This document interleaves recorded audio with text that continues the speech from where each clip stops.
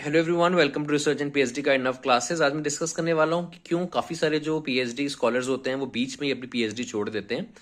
तो वैसे तो बहुत सारे रीजंस होते हैं, बट अगर मैं सबको समराइज करूं तो कुछ पॉइंट्स निकल करके आएंगे। तो सबसे कॉमन प्रॉब्लम आती है, that is lack of supervisors support. जो सुपरवाइजर्स होते हैं वो आपको सपोर्ट नहीं करते in terms of time time नहीं देते, आपको प्रॉपर गाइडेंस नहीं मिलती है, राइट, जिसकी वजह से आपकी पीएचडी बीच में ही लटक जाती है और कंप्लीट नहीं हो पाती, राइट।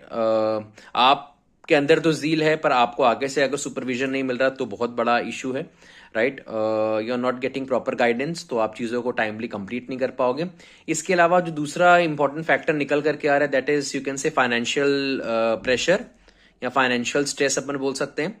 पैसों की जरूरत होती है बिकॉज पीएचडी करते करते इंसान एक ऐसी एज में आ जाता है कि ही और she has to earn for his living, right. तो फाइनेंशियल अगर उनके पास फाइनेंशियल स्ट्रेस होता है, फाइनेंशियल प्रॉब्लम्स होती हैं, राइट, उनके पास सोर्सेज नहीं होते फाइनेंस इकट्ठा करने के, तो भी पीएचडी बीच में छूट जाती है because they are unable to pay the expenses related to PhD. और थर्ड मैं कह सकता हूं पर्सनल रीजंस, और ऐसे पर्सनल रीजंस जो आपको मेंटली अनफिट कर देते हैं और आप पीएचडी नहीं कर पाते। जैसे कि पर्सनल रीजंस में ऐसा आ सकता है कि आप वर्क लाइफ बैलेंस नहीं कर पा रहे हो, you are engaged in some work जिसकी वजह से आप पीएचडी को टाइम नहीं दे पा रहे हो, more of personal thing, right.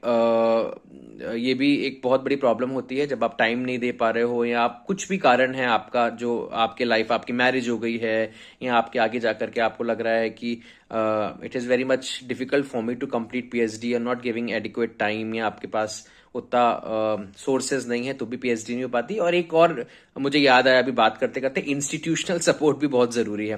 कई बार इंस्टीट्यूशन भी बहुत ज्यादा डिले कर देता है चीजें, जब बहुत ज्यादा डिले हो जाती हैं तो वो व्यर्थ लगने लग जाती हैं, और जिसकी वजह से इंसान का मन हट जाता है पीएचडी से और वो छोड़ देता है, राइट। तो these are the areas. Thank you.